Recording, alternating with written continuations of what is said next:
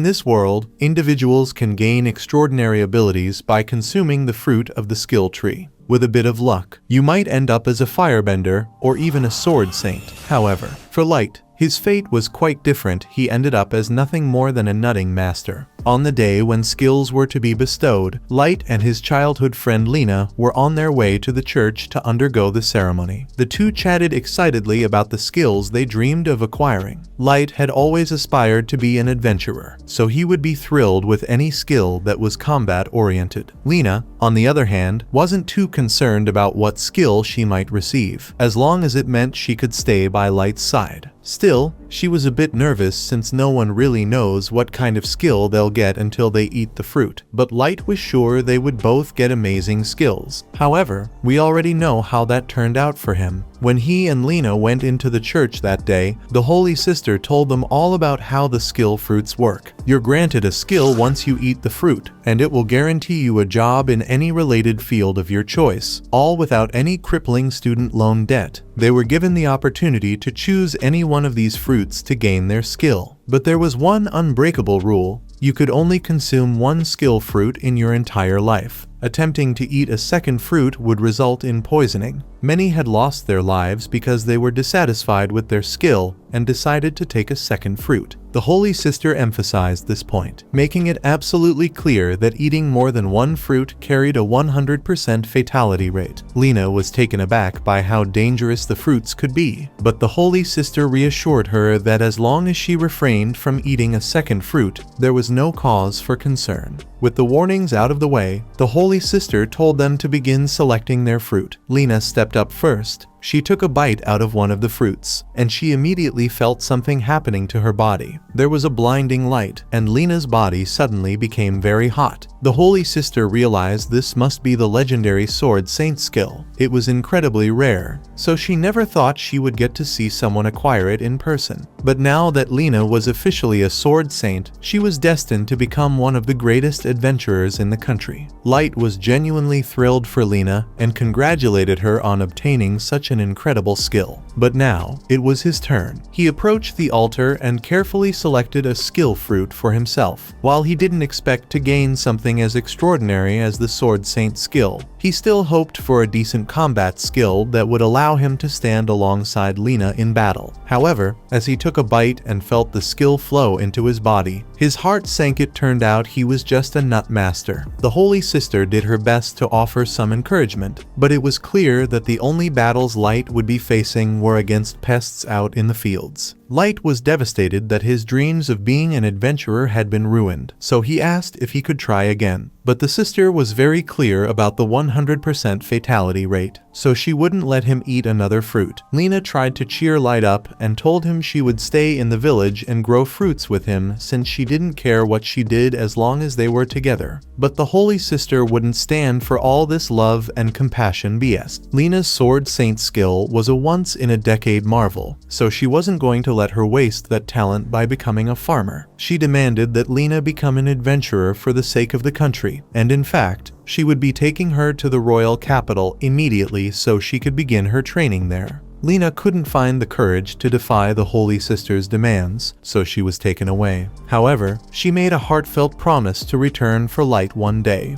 3 months had gone by since that life-changing day, and Light was doing his best to embrace his new reality by focusing on his role as a farmer. Using his powers, he ensured the nuts grew large and healthy, and once they were ripe, he sold them in town to earn a profit. Life wasn't terrible for him, as long as he kept those nagging thoughts buried deep in the back of his mind. One day, he headed into town to sell his nuts, but since his nuts were so small, he got paid very little for them. As he was walking back to his house, he noticed a poster with some news about Lena. She had apparently been promoted to S rank in the 3 months since she left the village and was doing incredibly well for herself. Of course, he was happy for her, but thinking about how well she was doing just made him feel like an absolute failure, even though he knew he didn't have the skill to become an adventurer. Light had been training every day in hopes that he might naturally unlock a sword skill or something. He swung his sword at a tree stump over and over, convinced that if he could manage to split it in half, he could prove himself strong enough to become an adventurer through his own effort. But hard work doesn't always yield results. and all he gained from his relentless training were a pair of bruised wrists. Collapsing to the ground in defeat, he began to wonder if Lena still remembered him. She had promised to return, but with all the fame and fortune she must have achieved, he wouldn't be surprised if she had completely forgotten both his name and his face. Just then, a little girl named Isla walked up to Light and said she brought him a cup of water. She was pretty much an orphan,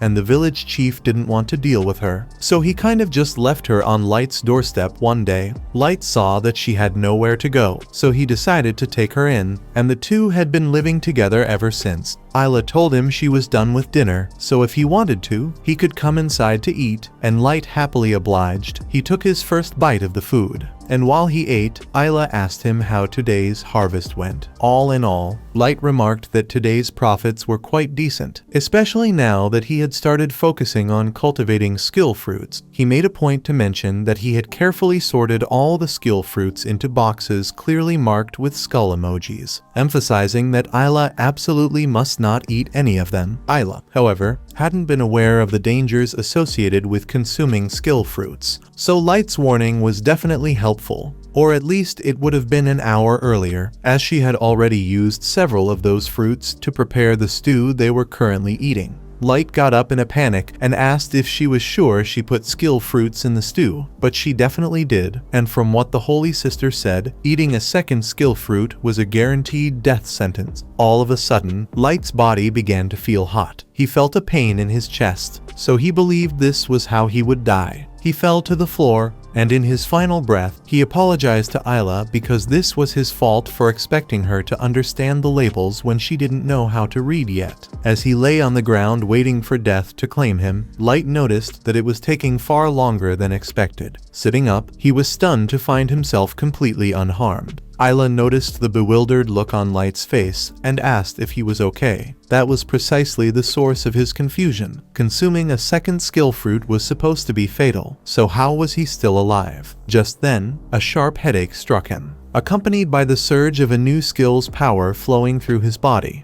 Isla started to feel a sharp pain in her body as well, and since she ate the stew, that must mean she was about to acquire a skill too. All of a sudden, she was able to see words floating in front of Light and read out the info of his Nut Master skill. In addition to the ability to grow nuts, Light's skill also made him immune to all nut poisons. Light is taken aback and questions Isla about how she knows this. She explains that she can see words floating in the air, and Light quickly deduces that she must have gained some kind of appraisal skill. Isla continues reading through Light's information and discovers that he now has a second skill. She informs him that the new ability is called Sword God. The Sword God skill significantly boosts Light's attack power whenever he wields a sword and also provides a substantial increase to his magic resistance. If what Isla says is true, this could mean that Light's dream might finally become a reality. Light wants to test it out for himself. He runs outside with his sword and goes back into the forest to see if he really has a new sword skill. He raises his sword, and with a single swing, he slashes the tree stump in half, as well as the bigger tree behind it. It's safe to say that, as of this moment, Light is overpowered. The following day, Light heads into town with the goal of visiting the guild and finally becoming an adventurer. He's brimming with excitement, as this has always been a dream of his. The first thing that catches his eye is the notice board filled with bounty quests. If they can successfully complete one, they'll have enough money to buy better equipment and delicious food. However, earning money isn't the only reason Light came here today. He's determined to test just how effective his Sword God skill will be in combat. If things go well, he might finally achieve his goal of becoming an official adventurer. He tells Isla to sit on a bench and wait for him while he gets a quest at the front desk. While he's gone, Isla takes the opportunity to use her appraisal skill on all the people in the guild. She's amazed by all the different types of skills that exist, but she's also shocked by how useless some of them are, like this guy who has a self-damaging skill. At that moment, Isla hears a commotion coming from the front desk. When she looks over, she sees Light caught up in a heated argument with one of the adventurers in the guild. The man recognizes Light as the guy who's always selling nuts in the market and mocks him, declaring that someone like him doesn't belong in the guild. Light, however,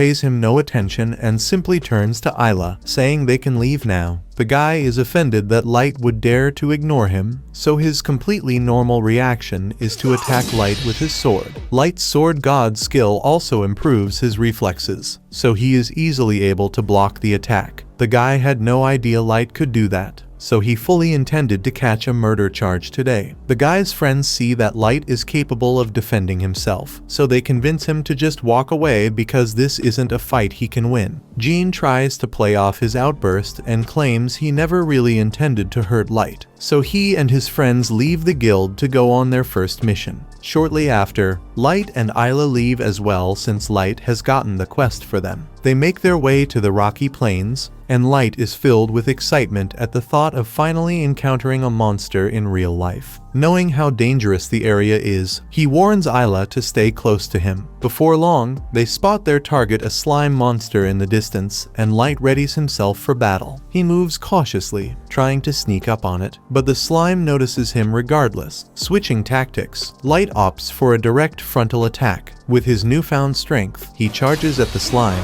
slicing it cleanly in half and unintentionally splitting the ground beneath it in the process. He's happy that his skill really is useful in battle, but he knows he's going to have to work on his power management so he doesn't cause any more collateral damage. Isla congratulates Light on his first successful quest. They need to cut the slime up and bring the parts back to the guild so they can exchange it for money. Isla says she feels kind of bad about cutting the slime's body up, but Light reminds her that they'll earn enough money for pizza if they sell the slime parts. Isla throws her morals out the window and begins dissecting the slime. At that moment, they hear shouting coming from the other side of the plains. Rushing over, they find Jean and his party under attack by a massive ogre. The group had deliberately chosen an easy quest, planning to kill a slime and head home, but they never anticipated encountering an ogre. The orc swings its weapon at them, forcing everyone to leap out of the way. Even though they manage to avoid the initial strike, it's clear they have no chance of defeating such a formidable opponent. Light calls over to them to ask if they are all right, and as soon as Jean spots him, he comes up with a plan to escape. He and his friends start running straight at Light. Light is a bit confused by what they are doing, but then they run past him, and he realizes they are trying to use him as bait so they can flee. The ogre now intends to attack Light, so he has no choice but to fight it. In fact, this works out well for him since he needs to test the limits of his new skill. The ogre swings its mace toward him, and Light quickly jumps to the side to dodge the attack. However, his approach is dangerous, prompting Isla to warn him that his sword god skill doesn't enhance his defense. If he takes even a single hit, it could be fatal. Despite the risk of death, Light remains determined not to back down. He's resolved to become the world's greatest adventurer, and if he's serious about achieving that dream, he knows he must conquer this challenge. He has finally gotten used to his body's new strength, so Light jumps into the air. As the ogre tries to strike him, he slashes its mace in half. No matter what it takes, he will make sure he catches up to Lena so the two of them can be together again. In one swift motion, he brings his sword down and cuts the ogre cleanly in half, all while Jean and his friends watch from a nearby hill. A short time later, Light heads back to the guild to trade his items for money. The receptionist, however, finds it difficult to believe that he managed to take down an ogre on his own. To prove it, Light presents the ogre horn he brought back, and to back him up, Jean's friends confirm that they witnessed the entire fight and can vouch for him. Convinced by their testimony, the receptionist accepts his story and asks him to wait a moment while she retrieves his reward. Meanwhile, Jean's friends thank Light once again for saving them. At that moment, a crowd begins to gather near the front of the guild, prompting Light to ask if something has happened. Jean explains that the S-rank party has just returned. This is the very same S-rank party that Lena joined, and it's the first time Light has seen her in the past 3 months. Light approaches her and tries to greet her, but to his shock, Lena responds by saying, "I've never met this man before in my life." Light is completely crushed and can't wrap his head around the fact that Lena forgot about him in just 3 months. He's left standing there, his mouth hanging open in shock. Isla, clueless about what's bothering him, tries to lift his spirits and proposes they go out for some pizza. Light agrees and takes Isla to grab pizza, but his gloomy demeanor persists. Frustrated, Isla warns him that if he doesn't pull himself together soon, she'll eat all the pizza herself. Light spent a lot of money on this pizza, so even if he's upset about Lena, there's no way he's letting it go to waste. However, he eats so fast that he ends up choking. Luckily, someone hands him a glass of water to wash it down. He looks up to thank the helpful stranger, but to his surprise, the stranger turns out to be Lena. He's about to yell her name, but Lena covers his mouth and tells him to be quiet. Otherwise, Grouse is going to hear them. She sits down at the table, and Isla introduces herself since this is the first time she's actually met Lena. Lena is just about to question how Light managed to have a kid in only 3 months, but before she gets the chance, Light interrupts to ask her what she's doing there.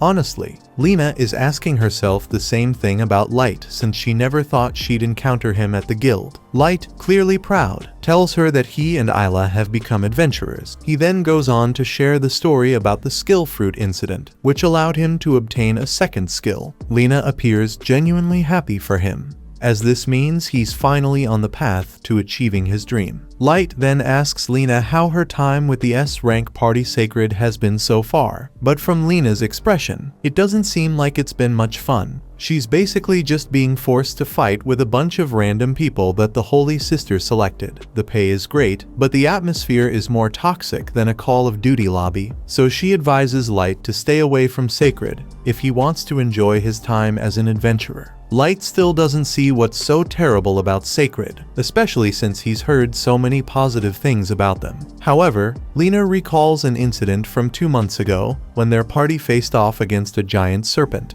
Knowing that serpents are weak to fire, Grouse instructed the mage to attack it with fire magic. The mage complied but went overboard, accidentally setting a nearby farm ablaze when Lena tried to bring it up, hoping they could do something to stop the fire. Grouse showed no concern at all about destroying a random farmer's land. In his eyes, their mission was to kill the serpent, and they had accomplished that. There was no reason to bother with pointless issues like collateral damage, as long as the main job was completed. She tried explaining the situation to the Holy Sister as well, but she cared about it even less than Grouse did. The Holy Sister doesn't care how much property is destroyed or how many peasants are killed as long as history remembers them as heroes. Lena doesn't tell Light about the twisted views of her party, but Light can tell that she's unhappy with them, so he invites her to join him and Isla if she wants. However, as much as Lena would love that, there are circumstances that prevent her from quitting Sacred. She tells Light she's fine, but he can clearly see her crying, so he knows something must be wrong. However, Lena doesn't want to drag him into her mess, so she leaves the table. A short time later, Light heads to the front desk to claim his reward for defeating the ogre, and is handed 10,000 gold pieces, an amount of money far greater than anything he's ever seen before. Yet, he doesn't feel the slightest bit excited. His mind is consumed with worry about Lena, but he realizes he can't help her unless he figures out what Sacred is compelling her to do, and she refuses to tell him directly. With that in mind, Isla suggests that he simply ask Grouse, the party leader, directly since the door to his lounge is conveniently wide open. Inside the lounge, Grouse is currently sitting with 2 ladies and telling them stories about his legendary battles. For instance, he tells them about his most recent battle, where he and his party were hunting an evil grizzly. To take care of it, they torched the bear with a massive inferno before Grouse delivered the finishing blow. Just then, the receptionist comes in because she has something to talk to Grouse about regarding his recent mission. The people from the village where he found that evil grizzly have lodged a complaint against him, saying that the fire attack that Sacred used caused their reservoir to dry up completely, so now they have no water. Grouse quickly brushes off the complaint, casually making up an excuse that a bit of collateral damage is unavoidable when handling such dangerous monsters. However, deep down, he secretly enjoys causing trouble for those he considers weak, believing they're beneath him. Light overhears the entire conversation and becomes furious because he knows Lena would never ignore the struggles of ordinary people like that. He confronts Grouse, demanding that he release Lena from Sacred since it's obvious she's in distress. But Grouse doesn't take him seriously at all and simply calls security to have Light escorted out of the lounge. Isla rushes over to Light's side to ask if he's alright. Light is fine, but the other adventurers warn him that it's a bad idea to piss him off because he may be a jerk,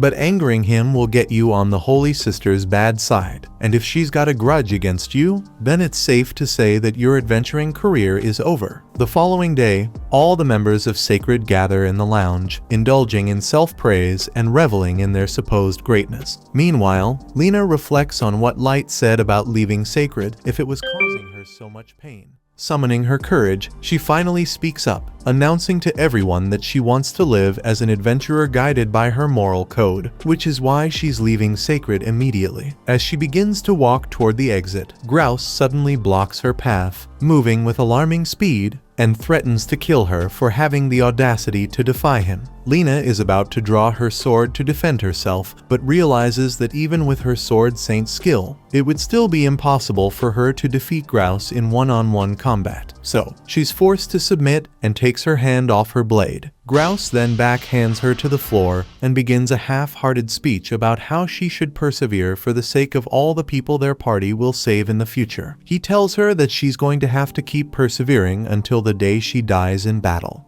On that same day, the Sacred party prepares to leave town, and Lena has resigned herself to a life of being forced to serve under Grouse. However, as they begin their departure, their path is suddenly blocked by Light. Grouse demands to know why Light is standing in their way, to which Light boldly declares that he's there to take back his friend. He turns to Lena, saying that he and Isla were about to go hunt some monsters and would love for her to join them. After all, they made a promise to each other to become adventurers together, and he fully intends to keep that promise. Lena remembers the promise and would love to go with Light, but she doesn't have the strength to go against Grouse. She asks Light to just leave her alone before he gets hurt. Since Lena has rejected Light's offer, Grouse tries to get him to go away, but Light hasn't given up yet. Instead, he declares that he wants to have a duel with Grouse for Lena's freedom. Grouse initially rejects the duel since he has no reason to fight a random nobody, but then Light taunts him by asking if he is scared of losing to a nobody. Grouse couldn't let such public disrespect slide, so he ends up agreeing to Light's duel and plans to make an example out of him. Grouse, however, sets a condition: if Light loses, he will be permanently banned from the Adventurers Guild and will never be allowed to set foot in the city again. Light agrees to the terms without hesitation, but Lena pleads with him to reconsider. Fearing he has no chance of winning against Grouse in a sword fight, Grouse draws his sword, ready to strike, but before he makes a move, Isla scans him and warns Light about his Godspeed skill. This ability enables Grouse to close the gap with his opponent almost instantly, so Light must stay on guard against it. Light readies his sword as well, but to keep things fair, he announces that his skills are Nut Master and Sword God. However, Grouse doesn't believe him since there's no way anyone could possibly have two skills. Grouse then closes the distance instantly to attack, and Light could barely see the attack coming, but he does manage to block it. Grouse then repeatedly strikes at Light, forcing him into a defensive position because he can't keep up with all of Grouse's attacks. Light manages to put some distance between them, but it doesn't last long. Grouse appears behind him in a flash and drives his knee into Light's side. No matter where they are on the battlefield, as long as Grouse is within range, he can teleport there instantly. For Light, there's no place that's truly safe. Acknowledging how incredibly strong Grouse is, Light still refuses to give up and charges forward to attack. Unfortunately, Grouse sidesteps just before the strike lands, and while Light is momentarily off balance, Grouse shatters his sword. With Light's weapon destroyed, the battle seems all but decided. However, Grouse is feeling generous today, so he tells Lena that he will spare Light if she swears her undying loyalty to him for the rest of her life. Light, however, tells Lena that she doesn't have to worry because he will find a way to win this match. Light may have been losing up till now, but Lena chooses to put her faith in him and trusts that he can win this battle no matter what. Grouse, sick of all this disrespect, plans to kill Light with his next attack. Light still doesn't have a sword, so he glances around for a substitute and decides to borrow a broom from one of the spectators. Grouse assumes Light is mocking him, and he's not entirely wrong after all. Light could have easily borrowed Lena's sword instead. Despite this, Light is fully confident that he can defeat Grouse with just the broomstick. He begins to visualize it as a real sword and focuses on preparing for Grouse's attacks. Up until now, he's been falling behind because he's been fixated on watching Grouse's movements. However, with his sword god skill granting him exceptional reflexes, this time, Light decides to trust his instincts and strike when the moment feels right. Thanks to Light's changing strategy, his body is able to react the second Grouse gets within range. He uses the broom to smack Grouse's face so hard that he gets sent flying into a brick wall. Grouse is out cold, so Light is officially the winner of their duel. Just to make the point clear, Light turns to the other members of Sacred and tells them that if they come after Lena again, then they will have to deal with him. He then turns to Lena and tells her that she's finally free. Once again, he invites her to join his party, and Lena happily accepts. A week has gone by since Light's duel with Grouse, and not much has changed since then. He's still tending to his nuts, but now he has Lena by his side, which has made him much happier. Lena has prepared lunch for everyone, and as they eat, she asks Light about the injuries he sustained during his fight with Grouse. Light reassures her that he's feeling great now and is ready to finally join Lena on a mission. Normally, this would be his dream come true, but there's still one lingering problem. Every so often, Lena gets a visitor sent by the Holy Sister. For the past week, this visitor has been trying to get Lena to meet with the Holy Sister to discuss her decision to leave Sacred. However, Lena says there's nothing to discuss because there's nothing that can make her change her mind. Unfortunately, since they've earned the scorn of the Holy Sister, they are now being targeted. As a result, when they go to the guild to pick out a quest, they're only offered the worst jobs available, like killing sewer rats. These jobs don't pay much, so managing their finances is going to be a challenge. However, Lena doesn't seem bothered by it, as she genuinely enjoys being able to help people. She finds fulfillment in tasks like rebuilding destroyed homes, clearing out the sewers, or locating a missing cat. By the end of the day, they've only earned 100 coins, barely enough to afford 3 pizzas. Even so, Lena feels much happier now that she's making a real difference in people's lives, and Light is having more fun than he ever has before. Meanwhile, at the Holy Sisters Cathedral, she informs her assistant that she plans to assign Lena's new party a real job soon. However, this task is S rank, one of the most challenging missions possible. It's unclear whether or not she's secretly hoping that Light doesn't survive the ordeal.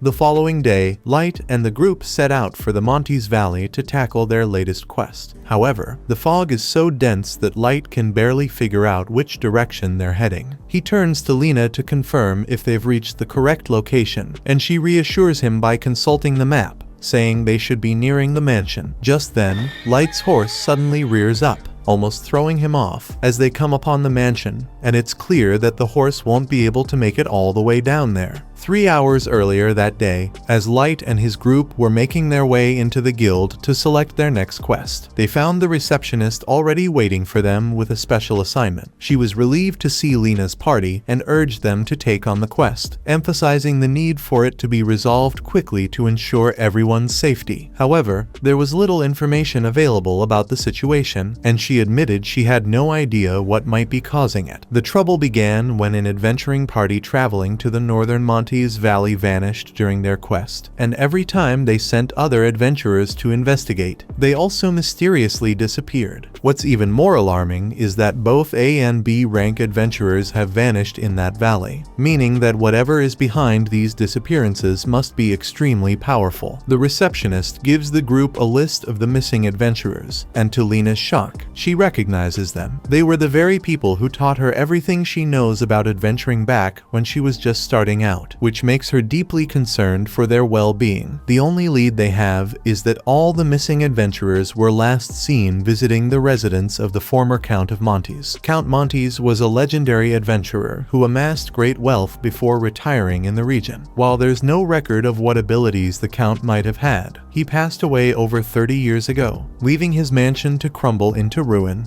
Anyway, the mission for Lena's party is to find the missing adventurers as well as determine the cause of all the disappearances. Lena is hesitant to agree to this job since even A and B rank adventurers went missing without a trace. But on the other hand, Light seems really excited because he has always wanted to visit the Monty's Valley. Plus, this job will actually earn them a decent reward. So even Isla is on board since it means more pizza for her. The receptionist is just now noticing that Isla is here, so she asks Light if he really intends to take her along with him on the quest. Light tells the receptionist that Isla is a very dependable appraiser, so it's essential for her to accompany him on quests. But that statement raises even more questions since kids as young as Isla shouldn't have skills yet. Light explains that she accidentally ate a skill fruit a while ago, but she didn't die or anything, so everything's fine. With that, the group begins their journey toward the Monty's Valley, and now we return to the present. The group is carefully making their way along the side of the mountain, with a steep drop below them. Light reminds Isla to be extra cautious as he takes in the massive mansion ahead. Light finds it hard to believe that someone could amass enough wealth from adventuring alone to afford such a place. However, Lena doesn't think it's too surprising after all. She's only been an adventurer for a few months, and she's already saved enough to buy a house. Light had thought about it before, but now he's even more inspired to build a grand home like this one, where he can grow his fruits and train to his heart's content. Isla gets caught up in the excitement, exclaiming that she wants to build a candy house for herself. Unfortunately, her enthusiasm seems to cloud her judgment, as she starts jumping for joy right on the ledge. As soon as she lands, the ledge collapses beneath her feet, sending her plummeting toward her doom. However, with his quick reflexes, Light manages to grab her hand just in time, only to lose his own balance and tumble over the edge with her. Lena tries to pull them back to safety, but she gets dragged down as well, and the entire group ends up falling. As they plummet, Light realizes he needs to act fast to avoid a disastrous landing. Thinking quickly, he draws his sword and uses it to slash through the air, generating enough wind pressure to slow their descent. Thanks to this maneuver, they all manage to land safely in one piece. However, just because they survived the fall doesn't mean they are safe, since Lena and Isla soon realize that they've been surrounded. Light doesn't seem too bothered since he's sure he can handle whatever kind of monsters these are, so he charges forward and slashes one of the monsters in half. Light was right about the monsters being easy to defeat, but Lena and Isla realize that these are no ordinary monsters. Now that they mention it, Light pauses for a moment to take a proper look at the monsters, and to his horror, he realizes that they are all adventurers. Isla uses her appraisal skill on the adventurers and informs the group that they've all been turned into undead after being bitten. She also points out that these undead adventurers retain the same skills they had when they were alive, so she warns Light and Lena to exercise extreme caution while facing them. Meanwhile, Light is in the middle of a major moral dilemma because he can't come to terms with the fact that the monster he was so excited to slay used to be human just like him. He gets so distracted that he nearly gets bitten by one of the undead. But before that could happen, Lena steps in and slices it in half. She can understand why Light would be hesitant about fighting the undead, but at the same time, it is their duty as adventurers to put their former comrades to rest. Light understands what she's saying, so he agrees to fight. But for now, they have to retreat into the mansion since there's a chance that there might be survivors in there. Unfortunately, when they open the front door, they discover even more undead adventurers waiting inside. Lena immediately takes the lead, rushing forward to carve a path, cutting through several of the undead with precision. Light is impressed by Lena's deep knowledge of monsters, as she adapts her attack strategies based on her opponents. She knows that undead creatures still resembling humans can be defeated by stabbing through the heart, while skeletal ones require their spines to be severed. Such precise attacks take incredible skill, and even though Light's Sword God skill is technically more powerful than Lena's Sword Saint skill, she still surpasses him in actual combat ability. However, just because he's not as skilled doesn't mean he's going to stand back and let her handle everything alone. Determined to contribute, Light draws his sword and charges at the undead. Light begins cutting through the undead monsters as well, but while he's doing well against them, he completely forgets that Isla has no fighting skills. Stepping away leaves her vulnerable to attack, attack. An undead sneaks up behind her and is about to strike, but just before she could be hit, Lena dashes forward and stabs the undead through the guts in its armor, killing it in one blow. Once the undead disintegrates, Lena asks Isla if she's okay, and Isla begins praising her for being so cool. Lena feels really flattered, but she can't let herself become too overconfident. That little slip-up Light made could have easily cost Isla her life, so he swears that from now on, he will fight with a clear head and won't hesitate anymore so they can all make it out of this alive. With all the undead on this floor taken care of, Lena suggests they move on to the second floor. However, before proceeding, Light brings up something that has been bothering him. They were sent on this mission because 18 adventurers had gone missing here, but even if those adventurers were turned into undead, he and Lena have already defeated far more than 18 undead so far. The only possible explanation is that there were already a large number of undead monsters in this mansion beforehand, but that doesn't add up either. There's no reason for undead to just randomly spawn here. As they head up the staircase, Light notices the painting of Count Montes, and there's something unsettling about it. But even more unsettling is the fact that there's a girl dancing somewhere in the castle, and she's looking forward to all the fun ways she could kill Light. As the three of them run down the hallway, they are suddenly jump-scared by an undead that lunges at them. But before it could infect anyone, Light manages to chop its head off. They may have taken care of that first one, but there are a lot more where that came from. So Light and Lena have a lot of work ahead of them. The undead on this floor appear to be using strategy, as evidenced by the ambush they set up. Light asks Isla to scan them and see if she can uncover any useful information. Following his instructions, Isla discovers that these undead have been tamed and are being controlled by someone giving them orders. At that moment, Light notices several threads connected to the undead, and after scanning those as well, Isla realizes that the threads are transmitting magic power to them. This means that whoever is orchestrating this must be at the other end of those threads. After following them for a while, they come across a door where all the threads converge. Light tells everyone to be prepared since they don't know what kind of danger they may face once they head inside. But as he opens the door, all he finds is an empty ballroom. All of a sudden, the girl behind this whole thing appears. While Light was initially glad to finally see a living person, he can tell that she doesn't seem very friendly. Isla uses her appraisal skill on her and discovers that Draitna's skill is necromancy, meaning she can control the dead and even use their unique skills as her own. Having her skill appraised so nonchalantly was deeply irritating to Draitna, and she considers taking Isla out first out of sheer annoyance. Before she can make a move, Light steps in and asks if Draitna was sent here on a mission from the guild, suggesting that if that's the case, there's no reason for them to fight. However, the girl denies it outright, stating that her sole reason for being here is to kill Light. Light doesn't understand why she would be here specifically to kill him because he has never met her before, but Draitna doesn't have a personal grudge against him or anything. She was just given an order to kill him, so that's what she's going to do. Light asks her who gave the order, and it may or may not have been a certain holy sister, but Draitna isn't going to confirm anything. Regardless, if Draitna's goal has always been to kill Light, she must have come here and killed all those adventurers just to lure him out. Lena also finds it strange that she has never once heard of a skill as powerful as necromancy, but she doesn't have much time to think about it because Draitna is beginning her attack. If Light and Lena work together, it's not that hard to deal with the undead, but Draitna has no interest in Lena. Instead, she lures Lena away from Light and sets her up to fight the undead versions of her mentors, Bork and Shira. Lena is horrified to learn that they actually died here, so she is stunned by grief for a moment, but Isla yells over to warn her that these two are a lot more dangerous than the others. They still have full control over their skills, so Bork can grow claws to increase his attack speed and power, while Shira can create a mirror image of herself to attack multiple times. Lena is struggling to keep up with the undead's powerful skills, but thanks to Isla's timely warnings, she manages to defend herself. Meanwhile, Draitna grows increasingly annoyed with the support Isla is providing and decides to eliminate her first. She sends an undead to attack Isla, but this time, Light is ready. Just before Isla can be harmed, Light rushes in and grabs her, vowing to protect her no matter what. However, fighting while ensuring Isla's safety proves to be a daunting task. Dratna continues to send undead after Light, and the moment he shifts his focus, she seizes every opportunity to target Isla directly. Light finds himself barely able to keep up with the relentless onslaught. Meanwhile, Lena is still struggling to come to terms with the fact that she has to kill her mentors. When she was first brought to the Holy City, these two were the first people to show her kindness, so she owes them a great deal. Yet now, she finds herself fighting for her life against them. As much as she doesn't want to do it, she knows that she needs to kill them so she can go help Light and Isla, so she cuts the threads above them to release Dratna's control and prepares her sword to finish the two off. As she does this, she sees a vision of their souls, and they tell her that she doesn't have to feel guilty about finishing them off because it's the right thing to do. With a heavy heart,